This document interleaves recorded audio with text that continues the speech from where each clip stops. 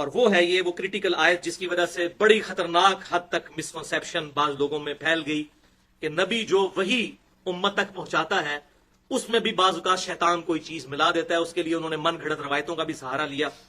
اور قرآن پاک کی یہ آیت قرآن پاک کی مشکل ترین آیت ہے تشریح کے اعتبار سے, سورۃ الحج کی 52 نمبر آیت.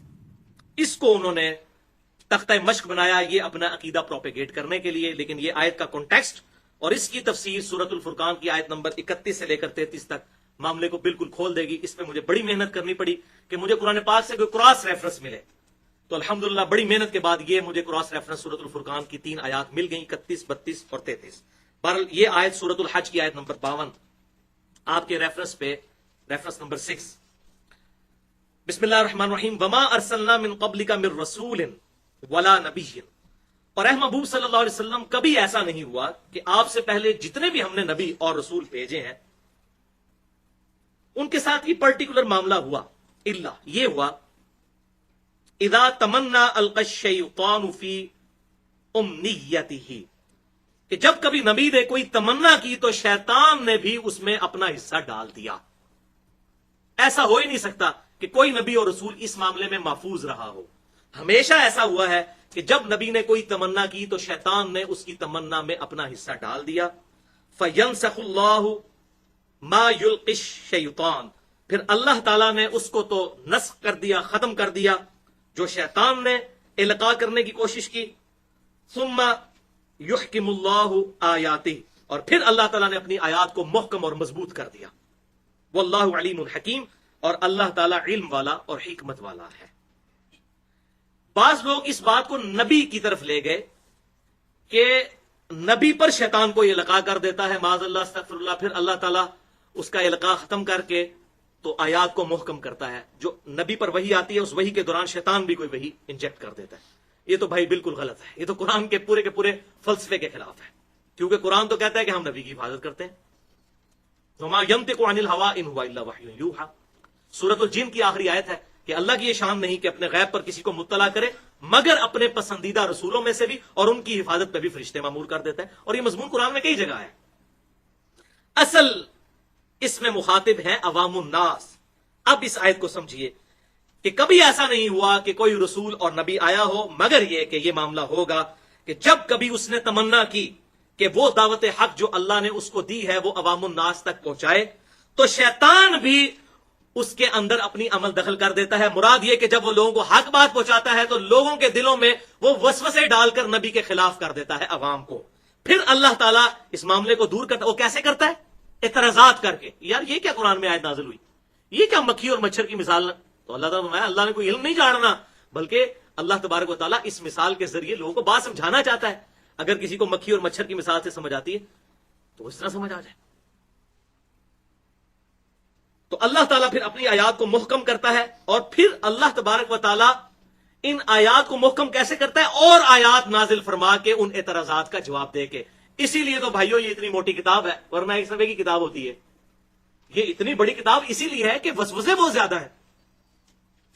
23 سال تک نازل ہوتی رہی. تو ان وسوسوں کو سیٹل کرنے کے لیے اللہ تعالیٰ کہتا ہے کہ جب یہ عوام الناس کے اندر کوئی ایسا معاملہ کرتے ہیں تو اللہ تعالیٰ اپنی آیات کو محکم کر دیتا ہے. یہ تفسیر میں نے اپنی طرف سے نہیں کی, اس کی سپورٹ میں یہ آیات مجھے ملی الحمدللہ بڑی محنت کے بعد. سورۃ الفرقان آیت نمبر 31 سے 33 ریفرنس نمبر 7. یہ باقی آیات سورہ حج کی بعد میں مکمل کریں گے.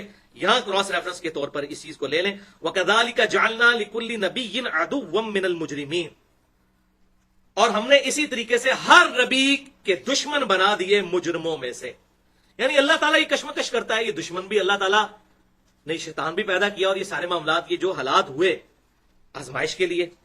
وَكَفَى بِرَبِّكَ هَادِيًا وَنَصِيرًا, اور تیرا رب کافی ہے ہدایت دینے کو اور مدد کرنے کو. وَقَالَ الَّذِينَ كَفَرُوا لَوْلَا نُزِّلَ عَلَيْهِ الْقُرْآنُ جُمْلَةً وَاحِدَةً, اور کافر یہ اعتراض کرتے ہیں کہ یہ قرآن ایک اکٹھی کتاب کی صورت میں کیوں نہیں نازل ہوا. قرآن میں خود لکھا ہوا ہے کہ تورات اور انجیل جو ہیں وہ اکٹھے نازل ہوئے ہیں. تورات موسیٰ علیہ السلام کو دی گئی اکٹھی تختیوں کی شکل میں.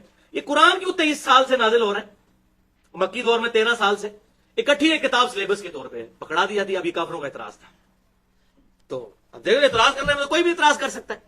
یعنی اگر اکٹھی ہو جاتی پھر تسی مان لینا جی, عیسیٰ علیہ السلام پہ 12 بندے ایمان لے کے آئے، موسیٰ علیہ السلام پہ بھی ایمان لانے والے تو 6 لاکھ کے قریب تھے، جب قتال کی باری آئی تو 2 بندے ساتھ رہ گئے، باقی سارے ادھر ادھر ہو گئے۔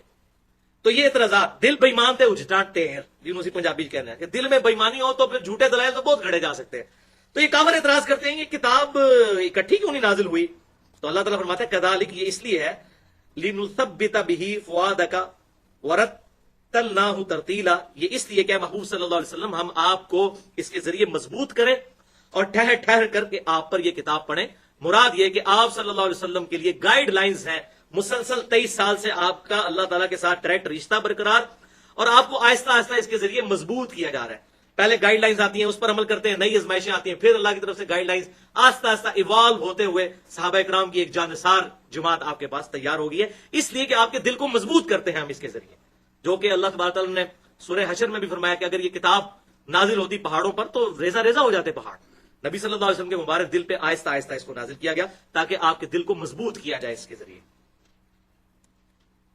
وَلَا يَأْتُونَكَ بِمَثَلٍ إِلَّا جِئْنَاكَ بِالْحَقِّ وَأَحْسَنَ تَفْسِيرًا، اور اے محبوب صلی اللہ علیہ وسلم تم دیکھو کوئی ایسا اعتراض نہیں یہ لے کر آئیں اور ہم اس کا کوئی نہ کوئی معقول جواب آپ کو تعلیم فرما دیتے ہیں۔ احسن تفسیرا، اب اس کو اوپر جوڑ لیں سورہ حج کی 52 نمبر آیت کے ساتھ کہ اللہ تعالیٰ فرماتا ہے جب کوئی شیطان کوئی کام ڈالنے کی کوشش کرتا ہے تو اللہ تعالیٰ شیطان کی اس معاملے کو پیچھے کر کے اپنی آیات کو محکم کرتا ہے، مراد یہ اس کا جواب دے دیتا ہے۔ اسی طریقے سے سورۃ الانبیاء میں آیا کہ یہ کافر جن کو پوج رہے ہیں، جن پتھروں کو، اللہ تعالیٰ ان پتھروں کو بھی دوزخ میں ڈال دے گا، ان بتوں کو بھی دوزخ میں پھینکے گا۔ تو کافروں نے مذاق اڑانا شروع کر دیا، اچھا اس کا مطلب ہے جتنے جھوٹے معبود بنائے گئے ہیں وہ دوزخ میں جائیں گے، تو عیسیٰ علیہ السلام کو بھی پھر دوزخ میں ڈالا جائے گا، کیونکہ عیسیٰ علیہ السلام کو بھی تو پوچھتے تھے عیسائی۔ اب پتا تو کافروں کو بھی تھا کہ عیسیٰ علیہ السلام نے اپنی عبادت تو خود نہیں کروائی، وہ تو الحمدللہ امام الموحدین تھے، یہ تو لوگوں نے ان کے لیے ڈیوینٹی کلیم کی۔ پھر اللہ تعالیٰ نے اس کا جواب بھی دیا سورہ زخرف کے اندر کہ محبوب صلی اللہ علیہ وسلم یہ جو عیسیٰ کی مثال انہوں نے آپ سے بیان کی، آپ ٹینشن نہ لیں، یہ حجت بازی کرنے کے لیے کی، حالانکہ ان کو بھی پتا ہے کہ ہمارے خاص بندے تھے اور وہ قیامت کی خبر ہے، یعنی نزول عیسیٰ جو ہے یہ قیامت کی خبر ہے۔ اسی پہ میں نے مسئلہ نمبر 12 حیات مسیح اور نزول مسیح علیہ السلام، اس میں اس آیت کو بھی ثبوت کے طور پر پیش کیا ہے۔ تو ہر چیز کا اللہ تعالیٰ معقول جواب الحمدللہ تعلیم فرما دیتا ہے۔ اب اس کی حکمت کیا ہے کہ ایسا کیوں ہوتا ہے کہ نبی دعوت دے رہا ہے، شیطان اپنا کام ڈال رہا ہے، پھر اللہ تعالیٰ آیت نازل کر رہا ہے؟ یہ اس کا ثبوت تو سورہ حج کی 52 نمبر آیت کی اگلی آیات پڑھ لیجئے، 2 آیات 53 اور 54۔ یہ کس لیے ہے؟ لِيَجْعَلَ مَا يُلْقِي الشَّيْطَانُ فِتْنَةً لِلَّذِينَ فِي قُلُوبِهِم مَرَضٌ، یہ اس لیے ہے تاکہ ہم شیطان کی ان باتوں کو آزمائش کا ذریعہ بنا دیں ان لوگوں کے لیے جن کے دل کے اندر مرض ہو چکا ہے، جنہوں نے بات نہیں ماننی، والقاسیہ، اور ان کے دل سخت ہو چکے ہیں، قاسیۃ القلوبہم، ان کے دل سخت ہو چکے ہیں، یہ ان کے لیے آزمائش بن گئی ہے۔ اب اس بات کو اس سے بھی جوڑ لیجئے، جو یہ اکثر لوگ معاذ اللہ قرآن کی توہین کرتے ہیں، کہتے ہیں نہیں قرآن میں آیا یضل بہ کثیرا ویہدی بہ کثیرا، اللہ تعالیٰ اس کتاب کے ذریعے لوگوں کو گمراہ کرتا ہے اور ہدایت دیتا ہے۔ استغفر اللہ، یہ کانٹیکسٹ ہی نہیں ہے اس کا۔ یہ سورۃ البقرہ کی آیات پیچھے سے شروع ہوتی ہیں کہ کافر اعتراض کرتے ہیں کہ مکھی اور مچھر کی مثال قرآن میں کیوں آئی؟ تو اللہ تعالیٰ فرماتا ہے کہ ہمارا مقصد تو علم جھاڑنا نہیں بلکہ بات سمجھانا ہے۔ پھر اللہ تعالیٰ نے یہ الزامی جواب کے طور پر کہا تاکہ اللہ تعالیٰ اس کے ذریعے تمہیں گمراہ کرے۔ کیوں گمراہ کرے؟ کہ تم اس مثال کو ماننے کے لیے تیار ہی نہیں ہو رہے، اور ہدایت دے ان کو جو قرآن کو مان لیں۔ لہٰذا جو قرآن پڑھ کے قرآن کے اوپر عمل کر رہے ہیں نا، وہ ہے ہدایت والے، اور جو کہہ رہے قرآن ڈائریکٹ نہ پڑھو گمراہ ہو جاؤ گے، بیسیکلی وہ ہے یضل بہ کثیرا۔ اور کہتے ہیں قرآن پڑھ کے لوگ گمراہ ہو جاتے ہیں، قرآن میں کہیں نہیں لکھا ہوا قرآن پڑھ کے لوگ، یہ تو قرآن کا مقدمہ ہی ختم ہو جائے گا۔ یہ قرآن تو ہے ھدی للناس سورۃ البقرہ میں، وبینات من الھدی والفرقان، ہدایت کی روشن دلائل اور حق اور باطل میں تمیز کرنے والی کتاب۔ اگر ہم یہ کافروں کے لیے کتاب پڑھ کے آپ گمراہ بھی ہو سکتے ہیں اور صحیح بھی ہو، کہیں گے اپنے کول رکھو کتاب۔ استغفر اللہ، آؤٹ آف کنٹیکسٹ کوٹ کیا ہے اللہ تعالیٰ نے، ٹانٹ کیا کہ کافروں جب اس کتاب کی تم واضح باتوں کو نہیں مانتے تو تمہاری گمراہی میں اضافہ ہوتا ہے۔ ہم یہ اس لیے نازل کرتے ہیں کہ ایمان والوں کو اس سے اور ہدایت ملے اور تم لوگ اس کا انکار کر کے خود گمراہ ہو، انکار کر کے نہ کہ مان کے۔ اور یہاں پر بھی اللہ تعالیٰ فرما رہا ہے یہ ہم اس لیے کرتے ہیں تاکہ شیطان فتنہ کھڑے کر دے ان لوگوں کے لیے جن کے دلوں میں مرض ہے اور جن کے دل سخت ہو چکے ہیں۔ وَإِنَّ الظَّالِمِينَ لَفِي شِقَاقٍ بَعِيدٍ، اور یہ جو ظالم ہیں یہ تو دشمنی میں بہت آگے جا چکے ہیں، حق بات نظر بھی آ رہی ہے نا پھر بھی نہیں مانتے، اور یہ ہمیشہ سے ہیومن انسٹنکٹ ہے، آج تک ہے۔ اب کسی بھی سنی سے پوچھ لیں کہ جی اہل سنت کی سب سے معتبر کتاب کون سی ہے حدیث کی؟ کہے گا جی بخاری اور مسلم. اور اسے پوچھیں بھائی بخاری اور مسلم میں نماز کا جو طریقہ لکھا ہوا ہے آپ کو پتا ہے؟ تو 95% سنی اس طریقے میں نماز ہی نہیں پڑھ رہے دنیا کے. ادھر آگے وہ کتاب بیک گراؤنڈ میں چلی جائے گی، ان کے لیے ازمائش بن جائے گی. پھر کبھی کچھ کہیں گے جی وہ فلانی 6 لاکھ حدیثاں یاد سنتے، اینیاں کٹا دیتی ہیں تو اینیاں بتا دیتی ہیں. 6 لاکھ حدیثیں نبی صلی اللہ علیہ وسلم کی کہاں سے آئیں بھائی؟ وہ ترک تھے. آپ کی ٹوٹل حدیثیں 10,000 ہیں، وہ 6 لاکھ ترک ہیں. اس میں نے مسئلہ نمبر 36 ضعیف الاسناد اور من گھڑت احادیث کے فتنے کا تحقیقی جائزہ 87 منٹ کی گفتگو الحمدللہ اس حوالے سے کی ہے. تو مخالفت پہ کوئی بندہ اترا ہے تو کبھی بھی حق بات نہیں مانتا، چاہے اس کو قرآن حدیث کھول کے بھی دکھا دیں. اور دوسری طرف کیا ہے؟ وَلِيَعْلَمَ الَّذِينَ أُوتُوا الْعِلْمَ، تاکہ جان لیں اہل علم، علم والے لوگ، جذبات والے لوگ نہیں، جو علم کے اوپر اپنے عقائد و نظریات کی بنیاد رکھنا چاہتے ہیں، انہ الحق من ربک، کہ یہ کتاب حق ہے آپ کے رب کی طرف سے. ان کو تو یقین ہو جائے گا، جن جن آیات پہ یہ اعتراضات کریں گے مومنین کو وہی آیات ایمان کے بڑھنے کا سبب بن رہی ہوں گی. الحمدللہ من ربک، تیرے رب کی طرف سے، فیؤمنوا بہ، اور وہ اس پر ایمان لائیں، فتخبت له قلوبهم، اور تاکہ ان کے دل جھک جائیں اس کتاب کی طرف. وان اللہ لہاد الذین آمنوا، بے شک اللہ تعالی ہدایت دینے والا ہے ایمان والوں کو، الی صراط مستقیم، سیدھے راستے کی طرف، ایمان والوں کو جو واقعی خود ایمان لانا چاہیں. تو یہ الحمدللہ سورۃ الحج کی آیت نمبر 52 سے لے کر 54 تک یہ معاملہ بالکل کلیئر ہو گیا اس حوالے سے. لیکن ابھی بھی کریٹیکل چیزیں کچھ باقی ہیں، انشاءاللہ اگلی دفعہ ڈسکس کریں گے. ایک چیز میں ڈسکس کر لوں، یہ سورۃ الحج کی 52 نمبر آیت کے کانٹیکسٹ میں ایک مرسل روایت ہے جو تفسیر ابن کثیر میں بھی نقل کی گئی، ابن کثیر نے بھی اس کو ضعیف ڈکلیئر کیا، کہ نبی صلی اللہ علیہ وسلم قرآن پاک کی آیات تلاوت کر رہے تھے سورۃ النجم کی، تو اسی دوران اسی وزن کے اوپر آپ صلی اللہ علیہ وسلم کی مبارک زبان سے کچھ اور الفاظ نکل گئے ان کی کافروں کی دیویوں کے بارے میں، تلک الغرانق العلا، کہ یہ دیویاں بڑی اونچے مرتبے کی ہیں، لات اور عزا. یہ روایت وہ پیش کرتے ہیں کہ اس کے بعد پھر کافر بھی جو ہے وہ سجدے میں گر پڑے. تو نبی صلی اللہ علیہ وسلم نے تو قرآن کی آیات پڑھی تھی، ساتھ شیطان نے آپ کی مبارک زبان سے یہ الفاظ معاذ اللہ استغفر اللہ نکلوا دیے.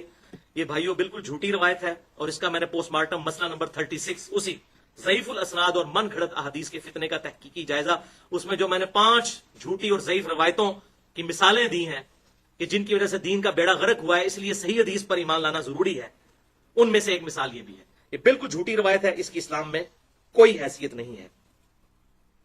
اب یہاں پر یہ بات بھی یاد رکھیں کہ آپ صلی اللہ علیہ وسلم یا انبیاء کرام علیہ السلام دین پہنچانے کے حوالے سے 100% اللہ تعالیٰ کی حفاظت میں ہوتے ہیں، ان پر کوئی شیطان کا غلبہ نہیں آتا.